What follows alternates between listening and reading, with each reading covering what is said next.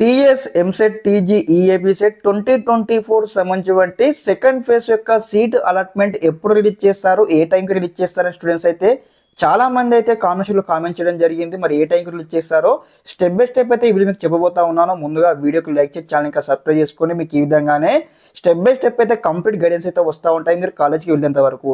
ఏజ్కి మనం చూసుకున్నట్టయితే ఏదైతే యొక్క ఫస్ట్ ఫేజ్ యొక్క సీట్ అలాట్మెంట్ అయితే మనకి ఇక్కడ నైట్ 7 o'clock అయితే రావడం జరిగింది. మరి ఈసారి కూడా మరి సెకండ్ ఫేజ్లో కూడా మరి ఇప్పుడు కూడా మనకు సేమ్ టైమింగ్ వస్తుందంటే మనం చెప్పలేం గైస్. అంటే మనకు 5 o'clockకి రావచ్చు, 6 o'clockకి రావచ్చు.